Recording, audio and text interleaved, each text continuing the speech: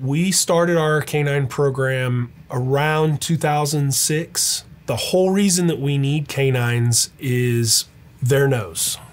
Their nose is so finite. They are able to do and smell things that we just can't even comprehend. It's like baking a cake. You and I, we smell the cake, whereas that dog can individualize each ingredient. They smell the eggs, they smell the oil, the batter. So we take that nose and we use it to our advantage. We use that nose and we train that nose to recognize human scent. So we use that to find people that are lost. That was so good. You're busy. You don't have to deal with any of it. My name is Andrew McCann.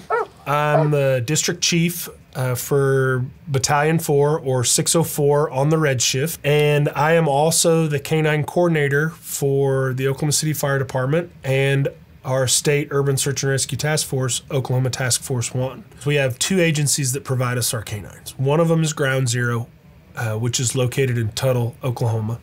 And then our other agency is the Search Dog Foundation, and they're located in Ojai, California. SDF has provided us dogs since the inception of our program in 2006, and we've been receiving dogs from Ground Zero since 2016. And they've both provided us with excellent canines, and we have a great working relationship with both agencies. And believe it or not, those dogs are provided to the department at no cost to the department or the handler.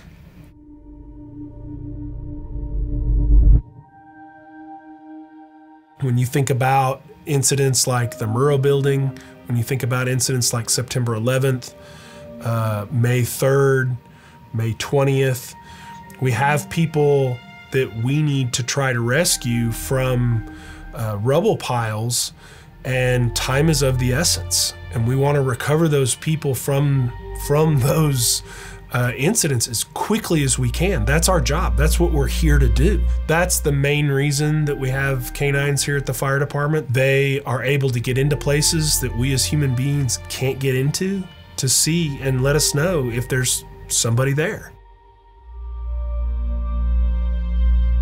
My name's Jessica White. I'm a lieutenant on the fire department. I've been on for 7 years now. I've been on the canine team for a little over 2 years. Well, this is Alder. He is 3 years old now. He came from Search Dog Foundation out in California. So he loves searching. He loves playing fetch. As you can see right now, he loves snuggling too. He's just kind of an all well-rounded dog. He kind of looks lazy right now, but he's not whenever he's in search mode. In about 2013, I was accepted as a new member of the canine team. Unfortunately, at the time, there were no canines available for pairing, so I waited about 3 years before I received my canine. Her name is Leia. We were paired in 2016. She is the proverbial dog that nobody wants. That dog that digs holes in the yard, tears up your patio furniture, all that kind of stuff that just drives you insane. Those are the dogs that we want and need as a working dog, because we harness that energy and we give them something to do. We give them a job. To them, it's just a game. All they're doing is playing hide and seek. This is all a game to them, because in the end, they get a reward when they find their victim. My responsibility is the welfare of my dog. I always say Alder's the one that knows what he's doing. I'm just his chauffeur. I make sure that the scene is as safe as possible, make sure that he's not in any kind of predictable harm, because these dogs, they'll go wherever their nose goes. So if we're searching on elevated surfaces, they could potentially search off a building or off a cliff. So that's where I come and play to make sure that he's safe. But outside of that, he's the one that does all the work. We work daily with our canines. People think, oh my gosh, you train with your dog 3 or 4 times a day? We do, but it's simple things that may only be, 5 minutes here, 10 minutes here. As a team, we meet once a week on Wednesdays, every week, year round. So we may be doing rubble searches. We may be going out into wide area searches. We have an excellent working relationship with the Oklahoma City Police Department and their canine program. We go to their canine yard and practice on their agility props because they're different than ours. We just want to try to expose the dogs to as many different things as we can.